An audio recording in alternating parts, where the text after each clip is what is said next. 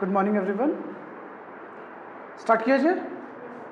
तो हम लोग क्या क्या मोटिवेशन वाला टॉपिक कंटिन्यू कर लिए थे और शायद इससे पहले कि स्ट्रैटेजिक प्लानिंग पढ़ लिए थे, है ना। आइए प्लानिंग शुरू करते हैं। ठीक है, प्लानिंग बहुत इंपॉर्टेंट है तो हम लोग इसको पढ़ लेते हैं। तो देखिए, अब चूंकि हम लोगों का जो मैनेजमेंट है सीएमए में वो कितने मार्क्स का है? 40 मार्क्स का है। और 40 मार्क्स के क्वेश्चन में प्लानिंग कहीं ना कहीं क्या है अपने लिए, एक इंपॉर्टेंट पार्ट है, एक इंपॉर्टेंट टॉपिक है, तो हम लोग इसको लाइटली नहीं ले सकते हैं। तो स्टार्ट करें हम लोग। आइए, तो सबसे पहले आते हैं कि भैया प्लानिंग क्या है, किससे हम कहते हैं प्लानिंग। देखिए, कहते हैं planning is an important function of management. Management के बहुत इंपॉर्टेंट फंक्शन है। अच्छा, क्यों भैया प्लानिंग क्यों इंपॉर्टेंट है? क्योंकि देखिए, जो प्लानिंग होता है ना वो फ्यूचर के अकॉर्डिंगली होता है। यानी हम लोग फ्यूचर को फॉरकास्ट करते हैं, प्रिडिक्ट करते हैं और उसके अकॉर्डिंगली प्लान किया जाता है। तो मतलब ये निकला कि जो प्लानिंग है वो बेसिकली हम किसके लिए कर रहे हैं? वो हम बिजनेस के लिए कर रहे हैं, वो धंधे पानी के लिए कर रहे हैं। तो अगर आपका प्लानिंग ही अच्छा नहीं होगा तो आप बिजनेस चला पाएंगे क्या? नहीं चला पाएंगे। तो प्लानिंग आपका बहुत इंपॉर्टेंट है, क्योंकि अगर मैनेजमेंट ने गलत प्लानिंग किया तो बिजनेस फ्लॉप कर जाएगा। जैसे आप एक याद कीजिए, अगर आपको वो दौर याद है, तब नोकिया एक वक्त था, एक क्रेज था नोकिया फोन का, एन सीरीज, सब ये सब जो फोन आया तो एक क्रेज था। लेकिन आप देखिए, जब एंड्रॉयड वर्जन आया और नोकिया ने एंड्रॉयड को जब अडॉप्ट नहीं किया, नोकिया ने बाद में एंड्रॉयड को अडॉप्ट किया, उस समय तो उसने अडॉप्ट किया नहीं। और नतीजा आप देखिए कि एक समय के बाद नोकिया तुरंत मार्केट से रैंडमली बाहर हो गया। यानी वो कंपनी जिसका कभी क्रेज हुआ करता था वो मार्केट से तुरंत बाहर हो गई। तो मोरल ऑफ द स्टोरी, अगर प्लानिंग बेहतर है, प्लानिंग अगर अच्छा है तो बिजनेस बच जाएगा। इसीलिए कहा जाता है कि planning is an important function of management. Management का बहुत इंपॉर्टेंट है, और मैनेजमेंट अगर गलत प्लानिंग किया, बिजनेस क्या हो जाएगा? फ्लॉप कर जाएगा, कोलैप्स कर जाएगा, पूरी जिंदगी की मेहनत डूब जाएगी। इसीलिए कहा जाता है। आगे बढ़े हम लोग, आ जाओ। फिर देखो, फिर कहता है कि planning is an activity by which manager analyses the present condition to determine the ways of reaching the desired future state. अब इसको समझने की कोशिश कीजिए। प्लानिंग क्या है? तो प्लानिंग एक एक्टिविटी है। एक्चुअली वहां थोड़ा सा मिसप्रिंट हो गया है, तो आप इसको सही कर लें। प्लानिंग क्या है? इंपॉर्टेंट एक्टिविटी है। किस चीज का? तो प्लानिंग इज एन एक्टिविटी। क्या हुआ सर, क्या कुछ बोलना है? Planning is an activity by which manager analyses the present condition. वो प्रेजेंट कंडीशन को एनालाइज करता है, मतलब वर्तमान को समझने की कोशिश करता है और उसके अकॉर्डिंगली फ्यूचर में वो क्या करता है? प्लान करता है। ओके, कोई दिक्कत? तो प्लानिंग क्या हुआ? यानी हम इससे क्या कंक्लूजन निकाले? हम ये कंक्लूजन निकाले कि प्लानिंग करने के लिए कहीं ना कहीं प्रेजेंट को भी समझना बहुत जरूरी है। जैसे एक छोटा सा एग्जांपल लो ना, मान लो हम बहुत मिडिल फैमिली से बिलोंग करते हैं, ठीक है, या आप बहुत मिडिल परिवार से हैं, और कोई हम लोगों को सपना दिखा दिया कि चलो अमेरिका पढ़ने चलो, यूएस पढ़ने चलो, लंदन स्कूल ऑफ इकोनॉमिक्स में पढ़ने चलो और फलाना ठिकाना पढ़ने चलो। भैया मेरे, हम ये भी तो देखेंगे कि क्या हमारे पापा के पास उतना पैसा है कि वो हमें यूएस तक पहुंचा सके, जब तक कि हमें गवर्नमेंट से स्कॉलरशिप ना मिले। हम ये देखेंगे ना। तो हम इस एग्जाम्पल से ये समझाना चाह रहे हैं कि जो प्लानिंग है वो प्रेजेंट पे डिपेंड करता है। हम करंट हालात को देख के फ्यूचर के लिए प्लान आउट करते हैं। कोई दिक्कत? देखिए, इसमें एक बहुत इंपॉर्टेंट टर्म कह रहा है, condition to determine the ways of छूट गया है, लाइए हम इसको पूरा कर देते हैं, veg of reaching the desired future state. मतलब हम फ्यूचर गोल तक, फ्यूचर पोजीशन तक पहुंच पाते हैं।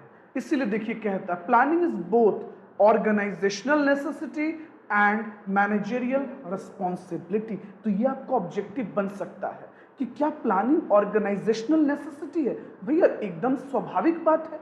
कोई भी संस्था है, उसका एक प्लान है ना, उसका एक गोल है ना।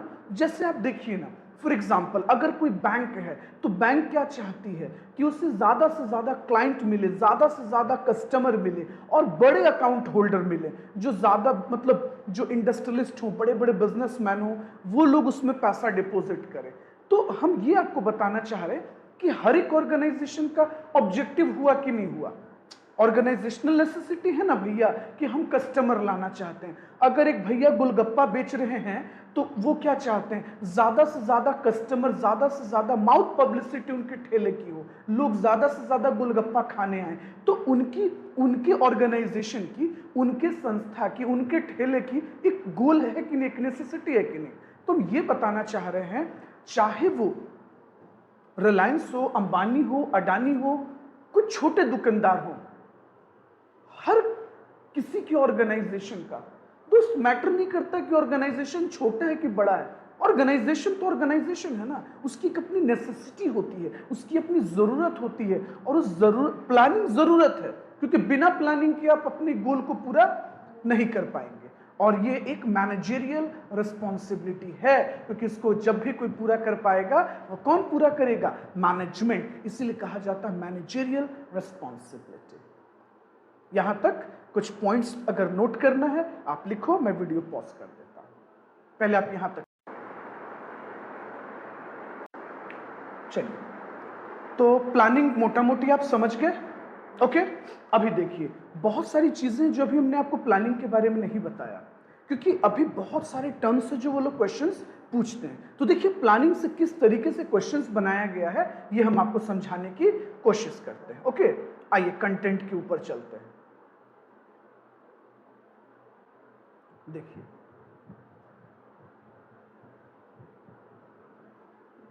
अब जो हम आपको समझाएं उस पे से क्या क्या ऑब्जेक्टिव बना, या यूं कह लीजिए कि क्या क्या क्वेश्चंस अभी तक पूछे जा चुके हैं। तो कहता है planning is based on forecasting. Planning किस पर बेस्ड होता है, फोरकास्ट पे। बात तो सही है, प्लानिंग फोरकास्टिंग ही है ना। हम फ्यूचर को समझने की कोशिश कर रहे हैं, हम फ्यूचर को फोरकास्ट कर रहे हैं, we are predicting the future. Sir जरूरी थोड़ी है कि हमारा प्रिडिक्शन सही हो, हमारा प्रिडिक्शन गलत भी तो हो सकता है भैया। तो प्लानिंग किस चीज पर बेस्ड है, planning is based on forecasting. अच्छा, अभी हम लोगों ने जो थ्योरी पढ़ा उसके अकॉर्डिंगली तो कॉन्सेप्ट सही है कि प्लानिंग फ्यूचर पे है तो forecasting. Okay, point 2, second point पे आइए। सेकेंड पॉइंट पे आइए, कहता है negative attitude and commitments are not the basis for effective planning. बात भी सही है, नेगेटिव एटीट्यूड अगर होगा। अच्छा सोचिए, हम लोग अगर कोई प्लान कर रहे हैं, फॉर एग्जांपल आपने अभी फाउंडेशन का तैयारी कर रहे हैं और आपके दिमाग में नेगेटिव चीजें आ जाए, पता नहीं यार इतना मेहनत कर रहे हैं, निकलेगा कि नहीं निकलेगा। अब आप सोचिए क्या अच्छा प्लानिंग इफेक्टिव प्लानिंग हो सकता है? तो कहता है negative attitudes and commitments are not the basis for effective planning. कभी भी एक बेहतर प्लानिंग के लिए नेगेटिव एटीट्यूड और कमिटमेंट्स आधार नहीं हो सकते। तो इफेक्टिव प्लानिंग वही होगा जहां पॉजिटिव एटीट्यूड होगा, है ना। अब आप सोचिए ना, फॉर एग्जांपल कोई इंसान ऐसे सोचे, भैया इतना मेहनत कर रहे हैं, सीए में बनेंगे, मर गए तो, रोड एक्सीडेंट हो गई तो, कोई आईएएस सोच रहा है हम इतना पढ़ लिख कर आईएएस बने, अगर आपातकालीन मृत्यु हो गई तो, मैं समय से पहले मर गया तो, उस हिसाब से तो इंसान कुछ कर पाएगा क्या? इसीलिए कहा जाता है नेगेटिव एटीट्यूड कभी भी इफेक्टिव प्लानिंग नहीं क्रिएट कर सकता। तो इफेक्टिव प्लानिंग के लिए एटीट्यूड कैसा होना चाहिए बच्चे? पॉजिटिव। ओके, चलिए आइए पॉइंट थर्ड पे आइए, establishment. Organisation are generally indulge. देखिए कहता है कि पहला स्टेज है, देखिए किसी भी संस्था जब स्टेबलाइज होती है, आप सोचिए ना, तो संस्था का बनना भी तो अपने आप में एक प्लानिंग था।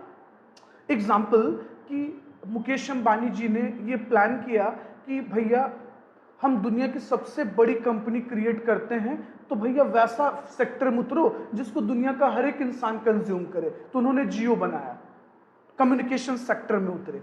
तो सोचो ये बिजनेस का बनाना तो अपने आप में एक तरह का प्लानिंग है।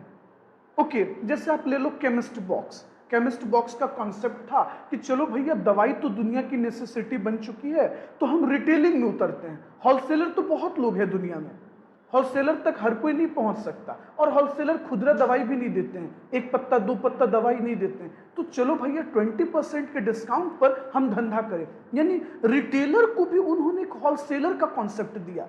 इसको समझने की कोशिश कर भाई। तो देख, जब केमिस्ट बॉक्स आपने बनाया, वो तो अब धंधा बिजनेस को जब जन्म दिया, तो अपने आप में एक प्लानिंग है। यानी आप कह सकते हैं कि बिजनेस का बनाना, बिजनेस को क्रिएट करना ही एक पहला स्टेज है प्लानिंग का।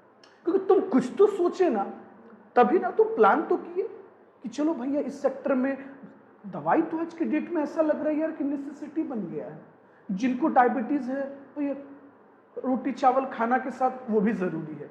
ब्लड प्रेशर का प्रॉब्लम बहुत कॉमन हो रहा है इंसानों को, लोग इतना स्ट्रेस में जी रहे हैं, स्टूडेंट स्ट्रेस में जी रहा है बेचारा, जो जनरल कंपटीशन का तैयारी कर रहा है वो इसी भरोसे कि कब वैकेंसी आएगी, और जब वैकेंसी आएगी तो कितने को हायर करेंगे, नहीं करेंगे, क्या होगा जीवन में। हर कोई स्ट्रेस में परेशान है, ठीक है। टीचर्स परेशान है, कितने बच्चों का बैच बनेगा, नहीं बनेगा। बच्चा बेचारा परेशान है कि करियर में क्या होगा, माता पिता परेशान है कि मेरे बच्चे जीवन में क्या कर पाएंगे, नेता लोग परेशान है कि कुर्सी छूट ना जाए। परेशान तो सब है। तो मोरल ऑफ द स्टोरी, ये प्लानिंग क्या है हमारा? फर्स्ट स्टेज है एस्टेब्लिशमेंट। किसी भी ऑर्गेनाइजेशन को जब हम स्टेबलाइज करते हैं तो अपने आप में पहला स्टेज है। आगे बढ़े हम लोग। चलो फोर्थ, देखो ये हर पॉइंट एकदम से पूछा हुआ है, मतलब सिर्फ प्लानिंग से इतनी चीजें पूछी जा चुकी है। नेक्स्ट आइए, planning to learn from experience is in keeping with which of, मतलब ये किस अप्रोच से उठाया गया? तो ममफोर्ड 4 अप्रोचेस हैं जो हम आपको आगे पढ़ाएंगे। तो प्लानिंग जो है, कहा जाता है कि प्लानिंग क्या है? Planning to learn from experience, मतलब हम पिछले तजुर्बे से जो प्लान करते हैं, इसीलिए कहा जाता है ममफोर्ड 4 अप्रोचेस है, ठीक है। इसको प्रोस्पेक्टिव अप्रोच भी कहा जाता है क्योंकि हम फ्यूचर को सोचते हुए प्लान करते हैं। ये हम लोग आगे पढ़ेंगे कि ममफोर्ड 4 अप्रोचेस क्या है। बस अभी हम आपके दिमाग में ये कंटेंट रख रहे हैं, ये पॉइंट रख रहे हैं। आगे बढ़ा जाए, फिर देखिए क्या कहता है।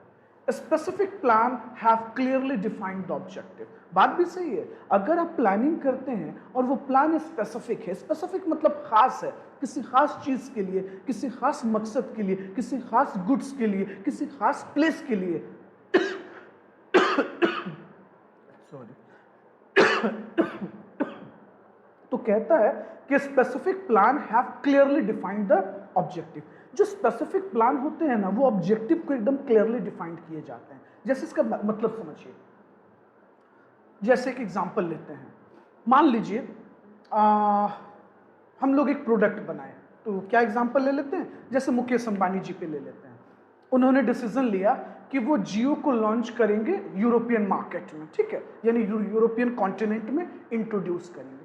अब आप सोचिए उनका सबसे क्लियर मकसद क्या होगा? ऐसा कुछ करो कि लोगों को अट्रैक्ट किया जा सके, वो अपने पुराने फोन, अपने पुराने कनेक्शंस को अवॉइड करें। जैसे अपने इंडिया में क्या हुआ था, फ्री इंटरनेट, भैया एकदम हम लोग को फ्री मिल रहा था ना, नेट पैक फ्री मिलने लगा। अब जब नेट पैक फ्री मिला, उस दौर में, जिस दौर में लोग एमबी से काम चलाते थे, भैया 2017-18 तक लोग एमबी, है ना, कुछ एमबी का रिचार्ज किए महीना कटता था। अब उन्होंने अनलिमिटेड दिया, फिर कुछ महीनों के बाद शायद 5 GB कर दिया गया पर डे। खैर 5 GB भी बहुत होता था। तो मोरल ऑफ द स्टोरी, उन्होंने जियो का पोर्टफोलियो ही क्लियर कर दिया, ऑब्जेक्टिव क्लियर कर दिया, भैया हर जगह इंटरनेट फ्री मिलेगा। अब ये चीज लोगों को अट्रैक्ट किया, वो लोग अपने पुराने कनेक्शंस लाइक बीएसएनएल, एयरटेल, सबसे लोग मूव ऑन करने लगे, है ना। तो हम ये बता रहे हैं कि ऑब्जेक्टिव क्लियर था कि नहीं था? क्लियर था, इंटरनेट फ्री मिलेगा आपको। अलग बात है कि बाद में धीरे धीरे आप और हमको रिचार्ज कराना पड़ रहा है, वो आज न कल वसूली कर ही रहे हैं, ठीक है। प्लानिंग किस चीज को रिड्यूस करता है? अनसर्टेनिटीज को, है ना। अच्छा देखिए, अगर आप प्लान नहीं करेंगे तो अनसर्टेनिटीज कैसे कम होगा? अनसर्टेनिटीज का मतलब क्या है कि भैया फ्यूचर में कुछ भी हो सकता है। तो हम हर चीज, आप देखो ना, इंश्योरेंस, लाइफ इंश्योरेंस क्या है? ये अनसर्टेनिटीज को तो कम करता है ना, क्योंकि देखिए कब कौन चला जाएगा दुनिया से, कब किसके साथ क्या हो जाए कुछ नहीं पता है। लेकिन एक इंसान सोचता है ना कि यार अगर हमको कुछ हो गया तो मेरे जो बच्चे हैं, मेरी जो वाइफ हैं, क्या होगा उन लोगों का, कैसे उन लोगों का चलेगा घर, या क्या करेंगे उसके बाद। तो इंसान प्लानिंग करता है। आप सोचिए जब इंसान एक लाइफ इंश्योरेंस लेता है, ये क्या है, एक प्लानिंग ही तो है। और हम भविष्य को, अनसर्टेनिटीज को कम करते हैं कि चलो भाई कुछ तो फाइनेंशियल सपोर्ट मेरे परिवार को मिलेगा ना, है ना। सिंपल आप देख लीजिए, लोग बाइक का इंश्योरेंस कराते हैं, कार का। अच्छा एक बात बताओ कि सबकी बाइक और कार चोरी हो जाती है क्या? ऐसा तो नहीं होता कि सबका बाइक और कार चोरी हो रहा है, नहीं हो रहा है, लेकिन तब भी हम इंश्योरेंस कराते हैं। क्या पता किसका चोरी हो, ये तो कोई नहीं जानता। अनसर्टेनिटीज को कम करते हैं। ओके, तो कभी भी आपसे एग्जाम में पूछेगा कि क्या प्लानिंग अनसर्टेनिटीज को रिड्यूस करता है, आप जवाब देना हाँ जी, यस। चलो अगले पॉइंट पे आ जाओ। हाँ, कहता planning is the basis. Planning क्या है? एक आधार है मैनेजमेंट के हर एक फंक्शन के लिए। अब तुम सोचो, अगर आज प्लानिंग नहीं होता, ऑर्गेनाइजिंग, डायरेक्टिंग, कंट्रोलिंग, तो कहीं ना कहीं प्लानिंग एक बेसिस है, एक बेसिक आधार है। आप सोचो ना, आपको अपने ऑर्गेनाइजेशन में कैसा लीडरशिप फॉलो करना है, ऑटोक्रेटिक, डेमोक्रेटिक, किस तरीके का, ये भी तो एक प्लानिंग का ही पार्ट है ना। आप एक बार सोचते हो सुपरविजन करनी है तो कैसे सुपरविजन करें, ये भी तो एक तरह का प्लानिंग हुआ ना। कंट्रोलिंग करना है अपने को तो प्लानिंग का पार्ट हुआ। तो कहीं ना कहीं प्लानिंग क्या है, एक अपना बेस है, एक आधार है। आगे बढ़े तब चलें आगे, हम आपको डिटेल में ये सब बताएंगे, बट अभी आपको समझना जरूरी है। आइए नेक्स्ट पॉइंट पे आइए। सर आप कह रहे हैं budget is the financial plan for definite period of time. Budget plan है, बिल्कुल है। आप छोड़ो ना, मान लो आपको किसी कंपनी का बजट नहीं पता, लेकिन आप तो जानते हैं ना फरवरी के मंथ में हमारी गवर्नमेंट भी बजट प्लान, तो बजट के एक प्लान ही तो है। गवर्नमेंट बताती है कि देखो कितना पैसा आया और कितना मैंने एक्सपेंस किया, और मैं फ्यूचर में और क्या क्या इस पैसों का करूंगा। प्लानिंग ही तो है, फाइनेंशियल प्लान है ना। एक पिता जब अपनी बेटी की शादी करते हैं, खासकर अगर वो मिडिल क्लास से हैं, मतलब मध्य वर्ग से बिलोंग करते हैं, उस पिता को प्लान करना पड़ता है बेटा कि अकाउंट में मेरे पास इतना पैसा है, भैया इस पैसे में मैं क्या करूंगा, इतने का डॉरी देना होगा, इतने का इस तरह से अरेंजमेंट करेंगे, इतने का ज्वेलरीज देंगे। तो फाइनेंशियल प्लान होता है, और फाइनेंशियल प्लान हमेशा के लिए नहीं है, एक खास वक्त के लिए है, उस पर्टिकुलर समय के लिए। आप ही सोचो ना, महंगाई बढ़ रही है, महंगाई मंदी आ रही है देश में, तो हमेशा के लिए प्लानिंग कैसे एक हो सकता है? तब बताइए ना, अगर कोई इंसान किसी के फैमिली में आज से 10 साल पहले शादी किसी की हुई होगी, क्या वही एक्सपेंस आने वाले 10 साल के बाद लगेगा क्या? तो वही प्लान से काम चलेगा क्या? नहीं चलेगा। आगे चले, चलो नेक्स्ट पॉइंट उठाओ। प्लानिंग कैसा है? तो planning is flexible in nature, planning pervasive है, प्लानिंग गोल ओरिएंटेड है। ठीक है, खैर इसको भी यहाँ पे हम लोग ब्रेक करते हैं और वापस नोट्स पे चलते हैं जो हम लोग पढ़ रहे थे। ठीक है, क्योंकि हम लोग धुन में कुछ ज्यादा आगे चले गए। आइए, तो हमने आपको क्या पढ़ाया, व्हाट इज प्लानिंग। आगे बढ़े, आइए प्लानिंग के कुछ कैरेक्टरिस्टिक्स को देखते हैं, प्लानिंग का कुछ चरित्र है, प्लानिंग के कुछ फीचर्स हैं। आइए देखते हैं। पहला देखिए, प्राइमरी फंक्शन। देखिए बड़ा इंपॉर्टेंट बात कह रहा है कि प्लानिंग जो है वो प्राइमरी फंक्शन है मैनेजमेंट का, प्राथमिक फंक्शन है। यानी दुनिया के किसी भी ऑर्गेनाइजेशन, देखिए सबसे पहले तो आप समझ लीजिए कि मैनेजमेंट 5 चीजों से मिलकर बना है ना। Planning, organising, staffing, directing, controlling वगैरह। तो प्लानिंग किसी भी मैनेजमेंट का एक प्राथमिक है, क्योंकि जब तक तुम प्लान नहीं करोगे कुछ होगा ही नहीं। आइए नेक्स्ट, गोल ओरिएंटेड। क्यों गोल ओरिएंटेड कह रहा है? देखिए दुनिया की हर एक संस्था एक मकसद से बनी है, उसका एक विजन है। जैसे आप ले लो ना एनजीओ, एनजीओ का भी तो एक अपना विजन है ना। हर एक एनजीओ का आप देखो ना, कोई ब्लड, जैसे अपने यहाँ वो जो ब्लड वाली एनजीओ आए थे, जो ब्लड डोनेशन कैंप चला था, जिसमें हम लोगों ने ब्लड डोनेट किया, सभी बच्चों ने, हम लोगों ने भी दिया। तो अब आप सोचिए, हम ये बताना चाह रहे हैं हर एनजीओ का एक अपना मकसद है। उस एनजीओ का काम है थैलेसीमिया से जो ग्रसित बच्चे हैं हमारे देश में, उनको ब्लड प्रोवाइड कर देना, क्योंकि भैया उस वैसे बच्चों को बहुत ज़्यादा ब्लड की ज़रूरत होती है। तो गोल ओरिएंटेड, अब आप देखो ना, कोई एनजीओ आप देखी होगी यूट्यूब पर, वो स्ट्रे डॉग्स बेचारे, जब से म्यूनसिपैलिटी का कॉन्सेप्ट आया है, कचरा टूट जाता है तो बेचारों को खाना भी नहीं मिलता, तो वो लोग रात में उनको खाना प्रोवाइड करते हैं, है ना, लंच वगैरह बनाकर, लंच मतलब कुत्ते के टाइप को खाना खिलाने के लिए वो लोग प्रोवाइड करते हैं। कुछ एनजीओ देखिएगा, गरीब जो भूखे हैं बेचारे, रात का खाना नहीं खा पाते, रोड साइड सोए हैं, उनको रात का लंच प्रोवाइड करते हैं। कहीं कहीं आप देखना दिल्ली में चलता है कि 10 रुपए में भरपेट खाना खा लीजिए, 1 रुपए में भरपेट खाना खा लीजिए। तो हम ये आपको बताना चाह रहे हैं कि दुनिया के हर एक संस्था की एक अपनी मकसद है। आप सोचो ना, एनजीओ में भी अपनी अलग अलग सबका मोटो है, अलग अलग मकसद से काम कर रहे हैं। कोई इन्वायरमेंट के लिए काम कर रहे हैं, कोई भूखों के लिए काम कर रहे हैं, कोई जानवर के लिए काम कर रहे हैं। तो मोरल ऑफ द स्टोरी, हर एक एनजीओ का एक अपना मकसद है। चलिए, प्लानिंग क्या है? एक इंटेलेक्चुअल प्रोसेस है। अच्छा, आपको लगता है कि बेवकूफ आदमी प्लानिंग कर सकता है?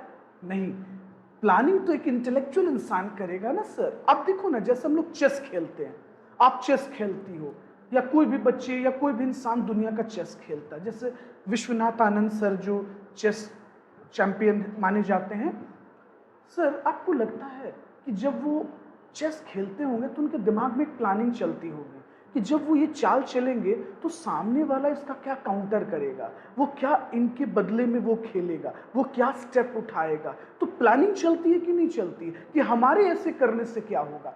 फॉर एग्जाम्पल, हम लोग कोई गुड्स बेच रहे हैं तो हम लोग उसकी गुड्स का प्राइस बढ़ाने का सोच रहे हैं, तो हमारे दिमाग में भी तो चलेगा ना कि यार हम कीमत बढ़ाएंगे तो इसका क्या असर दिखेगा। तो प्लानिंग एक इंटेलेक्चुअल प्रोसेस है। हम लोग सोच समझकर प्लान करते हैं कि भैया हम ऐसा करेंगे तो क्या होगा। समझ रहे हो? चलिए, परवेसिव, प्लानिंग परवेसिव है। देखो, परवेसिव का मतलब एवरीवेयर। दुनिया की कोई भी संस्था हो, चाहे वो मुनाफा कमाने के लिए हो, चाहे वो सेवा देने के लिए हो, प्लानिंग तो वहां भी चाहिए। बिजनेस छोटा हो या बिजनेस बड़ा हो, प्लानिंग तो चाहिए। बिजनेस मैन्युफैक्चरिंग का हो, बिजनेस ट्रेडिंग का हो, प्लानिंग तो चाहिए। जिंदगी हो, प्लानिंग तो चाहिए। लाइफ हो, प्लानिंग चाहिए। हर एक जगह प्लानिंग जरूरत है ना। लाइफ हो, बिजनेस हो, दुनिया की कोई भी चीज हो दोस्त, प्लानिंग चाहिए। बिजनेस छोटा हो, बिजनेस बड़ा हो, मल्टीनेशनल बिजनेस हो, डोमेस्टिक बिजनेस हो, इंटरनेशनल बिजनेस हो, ट्रेडिंग बिजनेस हो, रिटेल बिजनेस हो, ट्रांसपोर्ट का बिजनेस हो, हर एक जगह क्या चाहिए? प्लानिंग। तो प्लानिंग परवेसिव है, एप्लीकेबल एवरीवेयर। चलो, कंटिन्यूअस फंक्शन देखो कैसे कंटिन्यूअस नहीं है। सोच के देखो, अभी तुम लोग परेशान हो रहे हो क्या निकालने के लिए कि भैया मेरा फाउंडेशन एग्जाम निकल जाए, तो प्लानिंग तुम्हारा किसके लिए चल रहा है? तो बस फाउंडेशन निकाल के सीए में बन गए क्या? नहीं ना। फिर तुम प्लानिंग करोगे, चलो भैया सीए में इंटर के लिए हमको काम करना है, वहां फिर तुम्हारा प्लानिंग। अब इंटर निकल गया, चलो आर्टिकलशिप ज्वाइन करते हैं और फाइनल के लिए पढ़ते रहते हैं, प्लानिंग। तो प्लानिंग तो तुम्हारा तब तक है। अच्छा, कैंपस प्लेसमेंट में भी बैठोगी या बैठोगे तो प्लानिंग करोगे, यार किसमें जाए जहां ज्यादा पैकेज है, कहां मुझे ज्यादा काम सीखने को मिलेगा, कहां पैसे अभी तो कम है लेकिन फ्यूचर में हमें ज्यादा एक्सपोजर मिलेगा, फ्यूचर में ज्यादा फायदा मिलेगा, आप वहां भी तो प्लानिंग करोगे ना। तो प्लानिंग कंटिन्यूअस है। ऐसा नहीं कि जिंदगी में एक बार प्लानिंग कर लिए चल रहा है ना बाबा। प्लानिंग कंटिन्यूअस है भैया। प्लानिंग परवेसिव इन नेचर है, चलता रहेगा। आगे चले, चलो नेक्स्ट क्या बोलता है। Planning involves choice between alternatives, विकल्पों के बीच। देखिए, दुनिया में हमारे पास बहुत विकल्प। आप ही सोचो ना, आपके पास कम विकल्प था। आप गवर्नमेंट जॉब में जा सकते थे, आप यूपीएससी की तैयारी कर सकते थे, आप एसएससी की तैयारी कर सकते थे, आप रेलवे की तैयारी कर सकते हैं, आप सीए बन सकते हैं, सीएमए बन सकते हैं, है ना, आप सीएस बन सकते हैं। बैठो।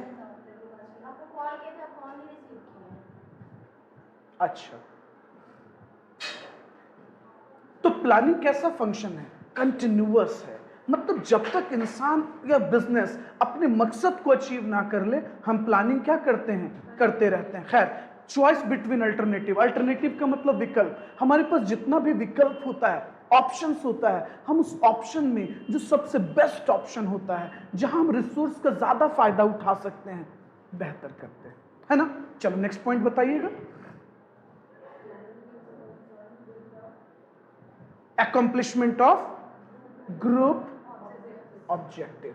तो प्लानिंग किस चीज से डील करता है, कंसर्न करता है। अकम्प्लिशमेंट का मतलब फुलफिल करना, पूरा करना। हम ग्रुप ऑब्जेक्टिव चाहते हैं। अच्छा देखो, अब एक चीज समझो, एक जैसे एक कंपनी है, थोड़ा सोच कर देखना, एक कंपनी है, तो कंपनी का ऑब्जेक्टिव क्या है, प्रॉफिट कमाना। दोस्त वहां काम करने वाले लोगों का भी तो कुछ मकसद होगा ना, वो भी तो चाहते हैं ना कि उनको क्या मिले, ज्यादा से ज्यादा सैलरी, बेहतर सैलरी, रिजनेबल सैलरी। लोग चाहते हैं उनको बेहतर प्रोडक्ट मिले, आपकी कंपनी उनको एक अच्छा गुड्स दे बनाकर।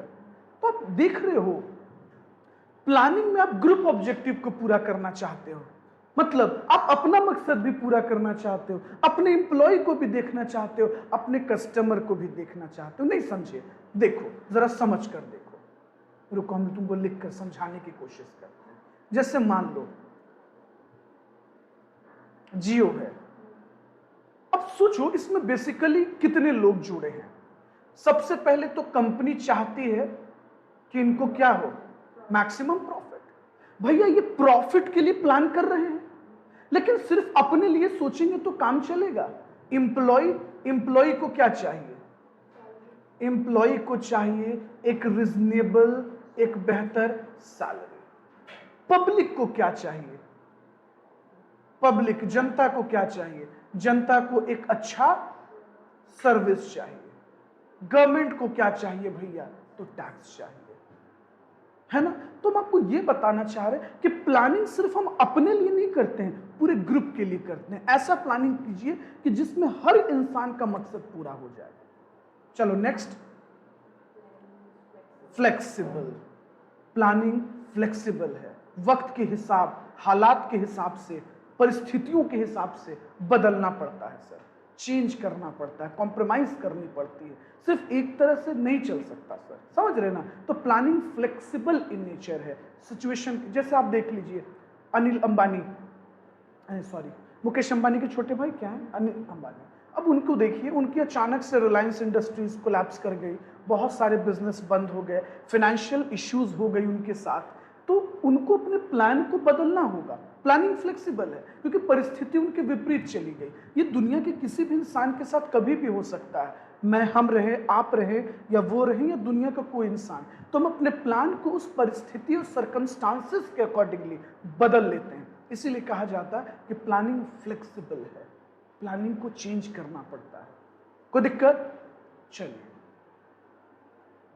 कोई प्रॉब्लम, यहां तक क्लियर है। कुछ पॉइंट्स लिखना चाहेंगे तो लिख लीजिए, हम वीडियो को पॉज करते हैं। नहीं लिखना चाहेंगे तो हम आगे बढ़ेंगे।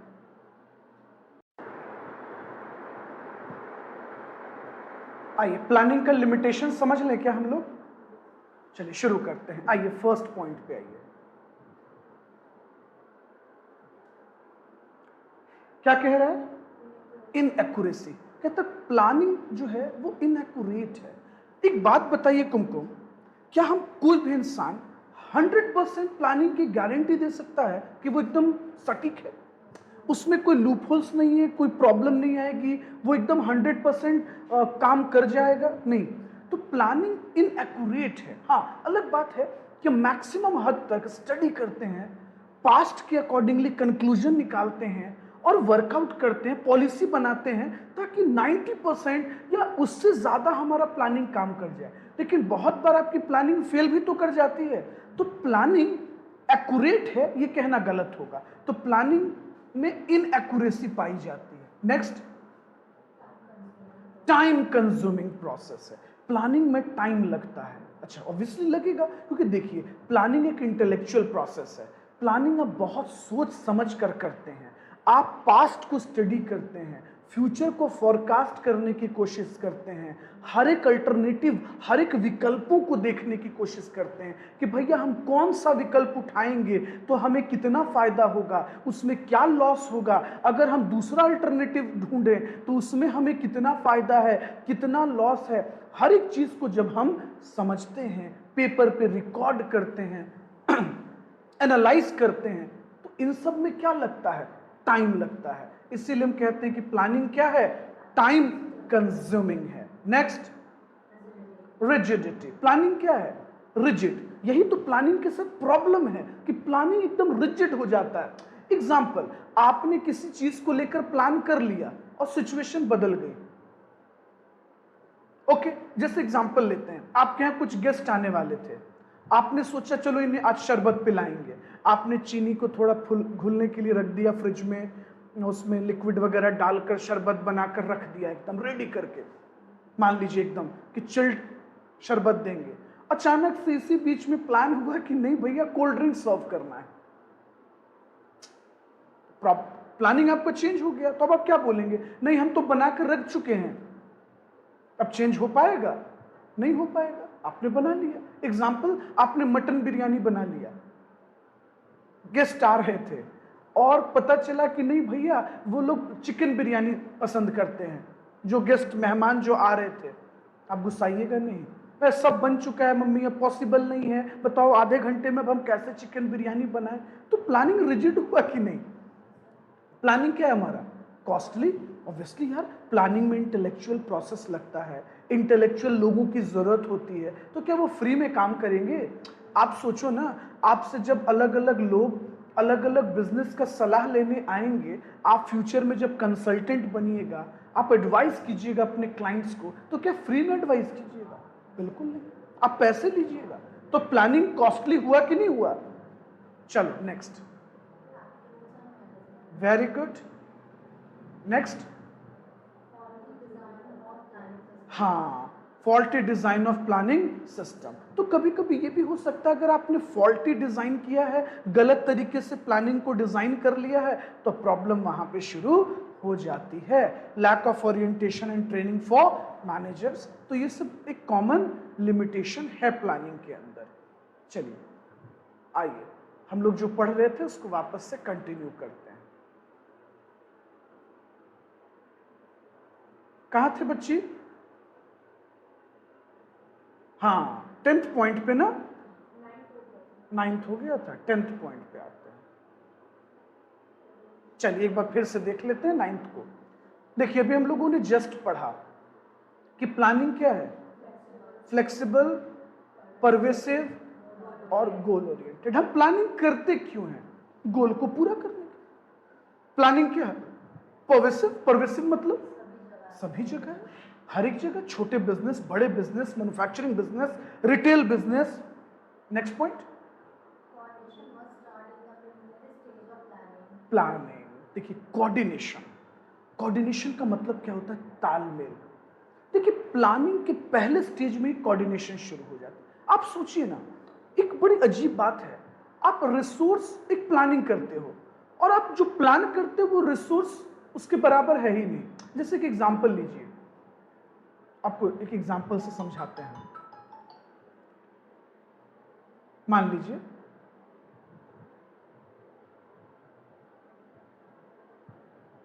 एक बंदा है जो बिजनेस करता है, ठीक है, या बिजनेस सोच रहा है क्या करने के लिए? स्टार्ट करने के लिए। या आपके पास आया एडवाइस के लिए, आपने इसको एडवाइस क्या किया? आपने कहा देखो तुम ऐसा करो ना, होलसेल दुकान खोल लो। किस चीज का भैया? तो पेंट का। तुम्हारे इलाका में तो पेंट का कोई दुकान ही नहीं है, ठीक है। बेचारा कुछ समझ गया एकदम, तुम मोटिवेट कर दिए कि हाँ बढ़िया रहेगा, खूब चलेगा, परसेंटेज ऑफ सेविंग मार्जिन भी ज्यादा है, हम ज्यादा कमा पाएंगे, ब्ला ब्ला, एकदम मतलब तुम समझा दिए। लेकिन तुम एक बार भी ये नोटिस नहीं किए कि क्या उसके पास बैंक बैलेंस है? भैया इतने बड़े बिजनेस करने के लिए करोड़ों का फंड भी तो होना चाहिए। अब एक बात बताओ, हम तुमको यह समझाना चाह रहे हैं कि तुम कोऑर्डिनेशन रखे, रिसोर्स के बीच और प्लानिंग के बीच तालमेल रखे। करोड़ों रुपए चाहिए, वो कह रहा है कि नहीं यार मेरे पास तो सिर्फ 10 लाख रुपए है। उतने में वो दुकान खुलेगा? तो पता चल रहा है नहीं। इसका मतलब कि तुमने क्या तोड़ दिया? कोऑर्डिनेशन तोड़ दिया। तो कहता है coordination must start in the preliminary stage of planning. Coordination जो है वो प्लानिंग से ही शुरू हो जाता है। देखिए कोऑर्डिनेशन सिर्फ इंसान के ही बीच थोड़े ना होता है, कोऑर्डिनेशन तो रिसोर्सों के बीच भी बनाया जाता है ना। जो हमारे पास रिसोर्स है, अल्टरनेटिव्स हैं, विकल्प हैं, ऑप्शन हैं, उसके बीच। तो क्या सर ये क्वेश्चंस पूछ सकता है ये पॉइंट? हाँ, कि कोऑर्डिनेशन कहां से शुरू हो जाता है? तो प्रिलिमिनरी स्टेज ऑफ प्लानिंग से। ये सब पॉइंट नहीं ना नोट डाउन हुआ है? ठीक है, इसको नोट डाउन कीजिएगा। हम वीडियो पॉज जब करेंगे ना तब अगले पॉइंट पे आइए। हाँ देखिए, कहता है पॉलिसीज फॉर्म द बेसिस। जो पॉलिसी है, जो नीतियां हैं आपकी ना, वो एक आधार बनता है किस चीज के लिए? Functioning of an organisation. Organisation कैसे फंक्शन करेगा? जैसे याद कीजिए, हम लोग को बचपन में सिखाया गया था honesty is the best policy. जिंदगी जीने का एक सबसे अच्छा सिद्धांत है आप सच को फॉलो करें। समझिए, तो एक आधार बना ना जिंदगी जीने का, सच। उसी तरीके से हर एक ऑर्गेनाइजेशन की अपनी पॉलिसी है। कुछ आप देखिए ना, कुछ कुछ कंपनियां हैं जो कोरोना के बाद बहुत क्रेज में आई, जिनका एक पॉलिसी है कि भाई वो एकदम टोटली आपको नेचुरल सामान बना कर देंगे, भले 2 पैसा ज्यादा होगा। जैसे एग्जांपल ले लीजिए, कुछ कुछ कंपनियां हैं, आप उसका विनेगर लेंगे तो 1000 रुपया पार कर जाएगा, और आप किसी लोकल कंपनी का उठा लीजिए तो 150 रुपये में मिल जाएगा। लेकिन वो 100% ऑथेंटिसिटी और प्योरिटी का वादा करते हैं। तो उनकी पॉलिसी क्या है कि भैया भले 2 रुपये हम ज्यादा लेंगे या हमको बनाने में 2 रुपये ज्यादा लग जाए, लेकिन हम सामान, जो दवाइयां होंगी, जो गुड्स होगा, वो एकदम क्या देंगे? प्योर देंगे। तो पॉलिसी हुई ना। कुछ कंपनी की पॉलिसी है पब्लिक को कुछ भी खिला दो। जैसे आप देखिए, जो रेमडेसिविर की पॉलिसी क्या थी? जाइडस कैडिलस जो दवाई की कंपनी है, भैया ऐड किया, अच्छा उतना जल्दी किसी को पता चला नहीं, मार्केट में धड़ल्ले से दवाई बेचा और लोगों ने खरीदा भी। तो हम मोरल, उनकी पॉलिसी क्या थी? भैया हमको किसी तरह से पैसा कमा लेना है। अब ये पैसा सही हो गलत हो, किसी कोई मर जाए, हमको फर्क? हॉस्पिटल को देख लीजिए, कुछ कुछ हॉस्पिटल्स में मरीज मर गया है, उसके घर परिजन, घर वालों को, रिश्तेदारों को मिलने नहीं देते कि नहीं पेशेंट आईसीयू में है, रहने दीजिए, डिस्टर्ब मत कीजिए। पता चला इंसान मरा हुआ है। उनकी पॉलिसी है कि मरे इंसान से भी पैसा क्या करना है? कमाते रहना है, चूसते रहना है, उसके घर वालों का घर जमीन सब बेचवा दो। पॉलिसी कुछ ईमानदारी भी चल रही है। अब कुछ देख लो, हमारे डॉक्टर लोग सिर्फ कमीशन वाली दवाइयां लिख देते हैं। वो दवा आराम से 10 रुपए में मिल सकती है, उन्होंने लिखा है वो 150 रुपए का है। 50 रुपए में मिल सकती है तो 500 का दवाई लिख दिया। डॉक्टर साहब ने ये भी नहीं देखा कि जिस कंपनी का वो दवा लिख रहे हैं वो कंपनी जेन्युइन भी है कि नहीं है, भैया इसकी दवा का ऑथेंटिकेशन भी है कि नहीं है, कि दवा खा के और तबीयत खराब ही होगा नहीं। लेकिन हम ऐसा नहीं कह रहे कि हर डॉक्टर साहब ऐसा है। कुछ लोग इस चीज का बहुत ध्यान रखते हैं कि नहीं भैया सस्ता दवाई लिखो, कम प्राइस का दवाई लिखो। हर कोई अभी जूझ रहा है फाइनेंशियल कैपेबिलिटीज से। ओके, तो देखो हम आपको बताना क्या चाह रहे थे, जो नीतियां होती है ना वो आधार होता है संस्था के चलाने का। सबका अपना अपना नीति है सर। चले आगे। जैसे देखिएगा, कहीं कहीं आप खाना खाइए, बहुत साफ सफाई मेंटेन होगा, उनकी नीति है। भले 2 कस्टमर को हम नहीं दे पाए, लेकिन जिनको देंगे अच्छे से बर्तन धो के देंगे, साफ सफाई से देंगे। पॉलिसी है। कुछ क्या बस बेच देना है, खिला देना है, कुछ खिला दो। ओके, तो अपनी अपनी नीतियां होती है, अपनी अपनी पॉलिसी। जैसे देख लो, बहुत सारे दूध के बिजनेस में देखिएगा पानी मिला देते हैं, उनकी अपनी बेईमानी नीति है यार। जैसे हमारे गांव पे आपको बता रहे हैं, 1-2 लोग हैं बहुत ऑनेस्ट हैं, भले वो आपको देने को रेडी नहीं होंगे कि नहीं हम नहीं बेचते हैं, लेकिन अगर देंगे तो कसम से एक बूंद पानी नहीं मिलाते हैं। ये उनकी नीति हुई। और कुछ लोग हैं पानी मिला के देते हैं, तो अपनी अपनी नीतियां होती है, अपनी अपनी पॉलिसी होती है जिंदगी को जीने का। तो कहने का मतलब है कि हर एक ऑर्गेनाइजेशन की भी अपनी पॉलिसी है। जैसे आपको बताएं, आशियाना वाले रोड में कुछ कुछ इमरजेंसी हॉस्पिटल है भैया, वहां का आपको पर्सनल बताते हैं। हमारे फैमिली मेंबर को एडमिट कराना पड़ा था कोरोना में, 2.5 दिन में 60,000 का बिल आया था। कोरोना उनको था नहीं, उनको लंग्स की प्रॉब्लम हुई, वाटर जम गया था लंग्स में, ठीक है। जबकि वो एकदम छोटे से सर्जरी से निकल गया, एकदम छोटा सा सर्जरी, मतलब एक नीडल लगा देते हैं, पानी निकल जाता है, बस इतना ही होता है। खैर, टोटल जो है 2.5 दिन आईसीयू में रखकर 62,000 कुछ रुपया का बिल दिया। उनकी पॉलिसी है, स्टाफ ने कहा भैया यहां कोई आ गया वो 50,000 से कम देके नहीं जाएगा, पॉलिसी है, इसको छोटा पारस बोलते हैं, स्टाफ खुद कह रहा है, ठीक है। Next, actions of all enterprises. देखिए कहता है प्लानिंग एक फाउंडेशन है, प्लानिंग ना फाउंडेशन एक बुनियाद, एक पिलर है। अगर प्लानिंग बेहतर है तो ऑर्गेनाइजेशन क्या होगा। जैसे देख लीजिए अभी ये जो आप इलेक्शन में खेला देख रहे हैं, कैसे चल रहा है नाटक, है ना। पब्लिक तो पागल हो गई है अभी 2024 का नाटक देखकर, जिसको जो मन कर रहा है बोले जा रहे हैं, अलग एकदम अलग अलग खेल चल रहा है। सब पॉलिटिकल पार्टी अपनी अपनी आईटी सेल बनाकर चल रही है। भैया इससे पहले क्या ये सब होता था देश में? नहीं होता था। लोग काम देखते थे, मीडिया सही चीजों को प्रेजेंट कर देती थी, पब्लिक एनालाइज कर देते थे। ऐसा लग रहा है कि कुछ चैनल कुछ पॉलिटिकल पार्टी के फेवर में है, कुछ चैनल कुछ पॉलिटिकल पार्टी के फेवर में। भैया ये सब पॉलिटिकल पार्टी मिलकर प्लानिंग करके बैठा हुआ है, फाउंडेशन अपना तगड़ा कर रहा है कुर्सी को मजबूत करने के लिए। तो वैसे ही दुनिया की हर एक ऑर्गेनाइजेशन, जब तुम लोग बेहतर प्लानिंग करके चलोगे ना तो सक्सेसफुल हो जाओ।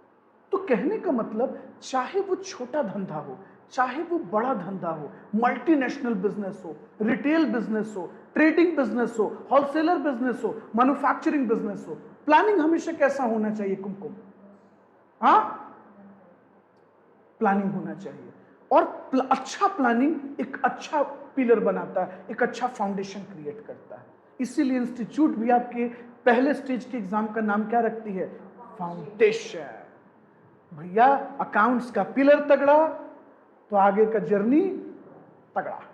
चलिए नेक्स्ट पॉइंट, अल्टरनेटिव्स। हम विकल्प देखते हैं। याद है आपको वो दौर जब हम लोग 10th में थे और बोर्ड एग्जाम आने वाला था, कितना मन में बेचैनी था, अरे क्या लें, कॉमर्स लेना है, आर्ट्स लेना है, साइंस में भी 2 ऑप्शन है, फिजिक्स उठाएं इधर कि इधर बायो की तरफ जाएं। मतलब कितना प्लानिंग चलता था।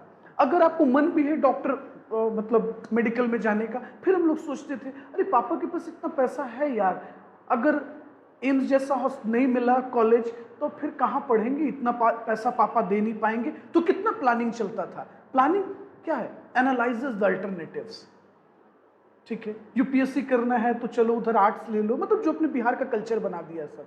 तो प्लानिंग जब आप करते हैं ना तो आपको अल्टरनेटिव मिलता है ना। फिर फाइनली आप कॉमर्स में आ गए तो आपने उस 4 अल्टरनेटिव में एक अल्टरनेटिव उठाया, चूज कर लिया। नेक्स्ट पॉइंट, हाँ, ऑपरेशनल प्लानिंग कैसा होता है? Short term. ऑपरेशनल बोले ना तो हम धंधे के, हाँ ऑपरेशनल, हमको लगा कि पॉज है स्क्रीन, अच्छा अभी देखिए रनिंग है। ऑपरेशनल प्लानिंग जो होता है वो शॉर्ट टर्म प्लानिंग होता है। देखिए ऑपरेशन का मतलब क्या होता है? करंट वर्क, करंट काम के लिए। तो हम करंट वर्क के लिए जो प्लानिंग करते हैं वो करंट प्रॉब्लम को शॉर्ट आउट कर देता है। जैसे देखिए एक एग्जांपल ले लेते हैं, अभी अपने पटना में मेट्रो का प्रोजेक्ट चल रहा है। अच्छा एक चीज सोचो, ये जो कंपनी है क्या सिर्फ पटना में ही काम कर रही है? सर ये दुनिया भर के अलग अलग देशों में काम कर रही होगी। तो भैया इनका जो पटना का प्लानिंग है वो तो पटना के लिए है ना, पटना के हिसाब से, यहाँ के ज्योग्राफिकल लोकेशन के अकॉर्डिंगली, यहाँ के डिस्टेंस के अकॉर्डिंगली, यहाँ के लोगों के मेंटालिटी के अकॉर्डिंगली काम होगा। तो ऑपरेशनल प्लानिंग शॉर्ट टर्म है। क्या इसी प्लानिंग से वो पूरी दुनिया में काम करेगा? क्या नहीं सर, अलग अलग जगह अलग अलग आइडियोलॉजी है, अलग अलग तरह के लोग हैं, सेम चीज। चलिए नेक्स्ट, मैनेजमेंट। तो अगर यहां ऑब्जेक्टिव क्या छुपा है वो सोचो। अगर आपसे कोई एग्जाम में पूछता है कि स्ट्रैटेजिक प्लानिंग या हायर लेवल मैनेजमेंट किस तरह के प्लानिंग को करते हैं, स्ट्रैटेजिक प्लानिंग, या ये पूछ दे आपसे कि रणनीति बनाना, स्ट्रैटेजी बनाना किनका काम है, हायर लेवल, या हायर लेवल किस तरह का प्लानिंग करते हैं, अलग अलग ऑप्शन रख देगा, तो आप स्ट्रैटेजिक प्लानिंग पे टिक कर देना। रुकिए एक मिनट, इसको थोड़ा सा मिनिमाइज कर दीजिए। चलिए, तो देखिए ऑप्शन नंबर 14 में देखिएगा, पॉइंट नंबर 14 में यहां एग्जाम में आपसे क्या ऑब्जेक्टिव बना सकता है कि ऑपरेशनल प्लानिंग लॉन्ग टर्म है या शॉर्ट टर्म है या बोथ। हम कहेंगे शॉर्ट टर्म है। प्लानिंग हमें क्या एनालाइज करने में हेल्प करता है, अल्टरनेटिव्स को, है ना। एक सक्सेसफुल इंटरप्राइजेस के लिए कौन सा फाउंडेशन माना गया है, ऑर्गेनाइजिंग, डायरेक्टिंग, स्टाफिंग, कंट्रोलिंग या प्लानिंग। तो प्लानिंग। चलिए देखिए, अलग अलग ऑप्शन रख देगा, पॉलिसी, बजट, ये प्रोग्राम, फलाना ठिकाना। इसमें से कौन सा एक बेसिस बनता है किसी भी ऑर्गेनाइजेशन के फंक्शनिंग के लिए, पॉलिसी। तो पॉलिसी जो होता है ना वो बेस होता है, आधार होता है। चले आइए, तो इस तरह से ऑब्जेक्टिव भी सीखो बेटा, कैसे कैसे क्या पूछेगा वो। आइए देखिए, कहता है which is the blend of top down and bottom up approach in planning. देखिए प्लानिंग में ना दो अप्रोच होता है, टॉप डाउन मतलब ऊपर की टीम प्लान करेगी और नीचे की टीम को बताएगी, और एक होता है बॉटम अप मतलब जो लोअर लेवल के लोग होते हैं वो छोटी छोटी चीजों को ऑर्गेनाइजेशन में ऑब्जर्व करते हैं, बारीक गलतियों को समझते हैं। क्योंकि देखिए कस्टमर से सबसे ज्यादा टच में कौन रहते हैं, लोअर लेवल मैनेजमेंट, स्टाफ के टच में रहते हैं, तो वो तुरंत अपनी टॉप टीम को बताते हैं। तो कहा जाता है कि जो which is the blend of top down and top up approach, तो कहिएगा प्लानिंग कंपोजिट अप्रोच। प्लानिंग में जो कंपोजिट अप्रोच होता है ना उसमें हम ये दोनों फॉलो करते हैं, top to lower and lower to top. जैसे देखिए आजकल पॉलिटिकल पार्टी लोगों का ऐसा ही प्लान चल रहा है, टॉप टीम भी प्लान कर रही है, लोअर टीम को भी काम दिया है कि देखो ना पब्लिक को कैसे ब्रेन वॉश करना है, जो कम पढ़े लिखे इंसान है उसको कैसे ब्रेन वॉश करो। सब लोगों को काम पर लगा दिया गया ग्राउंड लेवल पे कि भैया तुमको ये डिस्ट्रिक्ट दे दिए, तुम अब उसमें भी बांट दिया गया, ये लो तुमको ये पंचायत है, ये तुम्हारा गांव है, लोगों को कैसे ब्रेन वॉश करना है। तो लोगों को धीरे धीरे देखिए, पॉलिटिक्स एक ऐसी चीज है ना जहां डायरेक्ट बात नहीं किया जाता है, वहां शुरू किया जाता है बेस से, और इंसान का बेस क्या है, रिलीजन और धर्म। आप नोटिस करना पॉलिटिकल पार्टी इस चीज को बेस बनाती है और वहां से काम करती है। तो देखिए दोनों प्लानिंग चल रहा है, टॉप लोग कह रहे हैं हम डेवलपमेंट करेंगे, और ग्राउंड लेवल पे लोगों को लगा दिया डिवाइड एंड रूल के लिए, जीत जाएगी पॉलिटिकल पार्टी का काम हो जाएगा। आप ये मत देखो कि आप किसको वोट देते हो, अभी हम इसकी बात नहीं कर रहे हैं, हम बात कर रहे हैं as a organisation. Political party एक ऑर्गेनाइजेशन है, टॉप टीम जो माइक पकड़ रही है तो वो कह रही है हम डेवलपमेंट करेंगे, ये करेंगे, वो करेंगे, ये करेंगे, वो अपना पॉलिसी दे रहे हैं पब्लिक को। एक ब्रेन वॉश, पता है कि घंटा वो 5 साल के बाद पूछेंगे नहीं। ग्राउंड लेवल पे अपने इंप्लॉइज को लगा दिया डिवाइड एंड रूल, लोगों को बांटो, डिवाइड करो, इसको कहते हैं कंपोजिट अप्रोच। ऐसे ही हर एक ऑर्गेनाइजेशन में होता है। अब आपको एक छोटा सा एग्जांपल बताते हैं। तुमने एक न्यू प्रोडक्ट लॉन्च किया, ओके, और अपने जो तुम्हारे सेल्स एग्जीक्यूटिव हैं उनको कहा, उनको बताया या उनको बोला कि देखो हर रिटेलर को कहिए कि वो ज्यादा से ज्यादा प्रोडक्ट बेचें, कस्टमर को इंसिस्ट करें, कस्टमर को कहें कि ये प्रोडक्ट अच्छा है, वो यूज तो करें। अब एक चीज सोचिए, उधर से कंपनी अपना ऐड कर रही है और आप मेरी दुकान पर आए, मैं रिटेलर हूं, हम कह रहे हैं नहीं आप इस कंपनी का ले जाइए प्रोडक्ट, हम यूज किए, बहुत अच्छा है। आपको 1 मिनट लगेगा ना यार, हम इनसे इतना 10 साल से सामान लेते हैं, राशन इनके यहां से जाता है, ये कह रहे हैं तो अच्छा होगा, आप ले जाते हैं। ये कौन सा अप्रोच हुआ, कंपोजिट अप्रोच। टॉप टीम भी लग गई, ग्राउंड लेवल पे भी लोगों को लगा दिया काम में, कंपोजिट अप्रोच।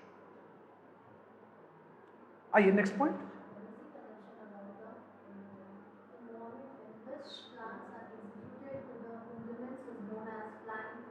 Planning premises. देखिए प्लानिंग प्रेमाइसिस का क्या मतलब है, पहले समझिए। प्रेमाइसिस का दो सेंस है। प्रेमाइसिस हम प्रॉपर्टी को भी कहते हैं, एसेट्स को भी कहते हैं अकाउंट्स में, लेकिन मैनेजमेंट की दुनिया में प्रेमाइसिस कहा जाता है एजम्पशंस को, अनुमानित चीजों को। अब देखिए कहता है the basic assumption about the environment, अच्छा एनवायरमेंट एरर हो गया है, environment in which plans are expected to implement is known as planning। देखिए हर एक environment अलग होता है, देखिए हर एक देश का एक अलग माहौल है। एग्जाम्पल ले लीजिए, रेडीमेड पोहा, छोटा सा एग्जाम्पल उठाते हैं, बहुत सारी कंपनियां बनाती हैं। दोस्त हमारे यहाँ चलेगा रेडीमेड चपाती कि बस निकाले और फुलाए और खा लिए? नहीं चलेगा। ये सब वेस्टर्न कल्चर में है, लोग बिजी हैं, बस बना बनाया सामान है, बस डालते हैं, गर्म करते हैं, खा के चले जाते हैं। हमारे फ्लॉक अब देखिए सक्सेस हुआ, हल्दीराम ने बहुत सारे वो फास्ट फूड बनाया, रेडी टू यूज। ठीक है, पोहा बस गर्म पानी डाला, रेडी हो गया, खाएंगे लोग? नहीं सर, हम लोग को आदत है फ्रेश और ताजा बनाकर खाने का। सर रेडीमेड चपाती का कॉन्सेप्ट अपने इंडिया में चलेगा? नहीं चलेगा सर। तो हम ये बता रहे हैं आपको कि हर एक मार्केट का ना एक अलग तरीका होता है लोगों के जीने का। हर एक देश, हर एक सोसाइटी, हर एक समाज में लोग अलग तरीके से जी रहे हैं। एग्जाम्पल, आप वेस्टर्न कंट्री के रेस्टोरेंट में चले जाओ, एक ही रेस्टोरेंट में वेज भी है और नॉन वेज भी है। भैया वेज वाले ने वेज खाया, नॉन वेज वाले ने नॉन वेज खाया और चले गए। अपने इंडिया में एक ही काउंटर में वेज रखा और नॉन वेज रखा हो, नहीं चलता सर, नहीं चलता है। लोग नहीं जाएंगे उस रेस्टोरेंट जो एकदम पूरे प्योरली वेजिटेरियन है, उनको थोड़ा अजीब लगेगा, वो नहीं खा पाएंगे। क्यों नहीं खा पाएंगे? इस बात को समझिए, अपने इंडिया का कल्चर अलग है, ओके, लेकिन वेस्टर्न कल्चर अलग है। भाई जिनको नहीं खाना वो नहीं खाते, जिनको खाना खाते। पर लोग ऐसे सोचते हैं भाई नहीं खाना नहीं खाएंगे, है तो है, साइड है ना, लेकिन अपनी अलग है। अरे बर्तन सट गया होगा, अरे जूठा हो गया होगा, अरे वही है, अरे महक घुस गया होगा, हवा लग गई होगी। अलग अलग एजम्पशन है। मोरल ऑफ द स्टोरी, हर एक समाज का एक अलग कल्चर होता है और उस कल्चर में अपने अलग अलग एजम्पशंस होते हैं। चलिए नेक्स्ट। हाँ, प्लानिंग प्रेमाइसिस, मतलब देखिए प्रेमाइसिस कहते हैं एजम्पशंस को। एजम्पशन दो, एजम्पशन का मतलब ना रुकावट, प्रॉब्लम, दिक्कतें। दिक्कत इंटरनल एक्सटर्नल भी हो सकता है, दिक्कत टेंजिबल भी हो सकता है और दिक्कत कंट्रोलेबल भी हो सकता है। समझे? कुछ प्रॉब्लम्स को हम कंट्रोल कर सकते हैं। याद कीजिए वो दौर, आपको एक एग्जांपल बताते हैं। जॉनसन एंड जॉनसन का वो समय याद कीजिए जब जॉनसन एंड जॉनसन पे क्लेम हो गया था, है ना, 20,000 करोड़ की पेनाल्टी लग गई थी। आपको इस पे न्यूज भी मिल जाएगा, बीसीसी आपको न्यूज भी मिल जाएगा, बहुत सारे इकोनॉमिक्स टाइम्स में भी था ये सब चीज। तो उसको उन लोगों ने कैसे कंट्रोल किया? भैया जितना मीडिया है नहीं दिखाएगा, सबको कंट्रोल कर लिया, पैसे दे दिए होंगे, जो कर दिया होगा कंट्रोल कर लिया। तो कुछ कुछ चीजों को हम कंट्रोल कर पाते हैं। याद कीजिए वो दौर जब थम्स अप में के बॉटल में गुटखा का पैकेट निकल गया था। उस दौर में तो सोशल मीडिया भी उतना नहीं था, लोगों के पास तो बहुत कैमरा वाले फोन भी नहीं होते थे, सिलेक्टेड लोग के पास रहते थे, तब कंट्रोल नहीं हो पाया। और देखिए एकदम सेल्फ डाउन हो गया था उस जमाने में। और फिर बाद में थम्स अप ने इन सब चीज़ों पे कंट्रोल किया, साफ सफाई, मेंटेनेंस, कि नहीं भैया कोई ब्लंडर नहीं होना चाहिए। तो मोरल हम आपको ये समझाना चाह रहे हैं ना कि प्लानिंग प्रेमाइसिस का मतलब होता है एजम्पशन, दिक्कतें, रुकावट, समस्या। ये समस्या कंट्रोलेबल भी हो सकता है, ये समस्या टेंजिबल भी हो सकता है, इंटरनल भी हो सकता है और एक्सटर्नल भी हो सकता है। हाँ, टेंजिबल मतलब कि जिस समस्या हमको दिख रहा है, हम समझ रहे हैं कि प्रॉब्लम क्यों आया।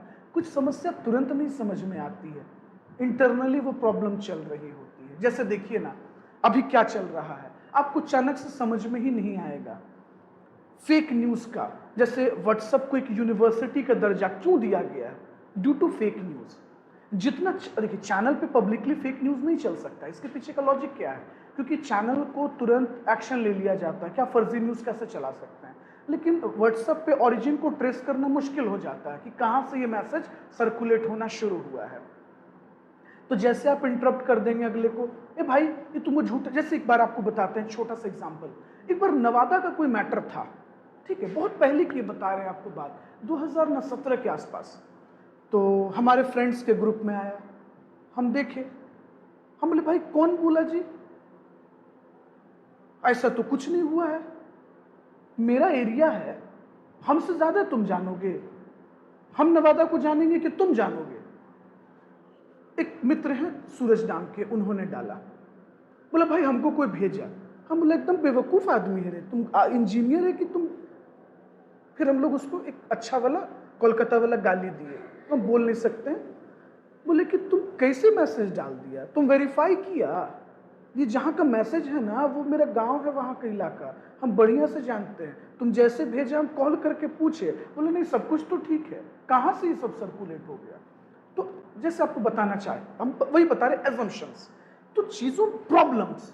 तो सबसे बड़ा है ना fake cheese, divide and rule कहाँ से पैदा किया गया? ये व्हाट्सएप यूनिवर्सिटी से डिवाइड एंड रूल को पैदा किया गया। चैनल डायरेक्ट नहीं बोल सकती ऐसी चीज़ों को क्योंकि क्लेम हो जाता है। तो भैया चलो लगा दिया गया है काम पर, आगे चले। तो कुछ लिखिएगा तो आप लिखिए, हम वीडियो को पॉज करते हैं, नोट डाउन कर लीजिए। ओके, नोट डाउन कर लीजिए, हम वीडियो पॉज कर देते हैं और धीरे धीरे आगे बढ़ा देंगे।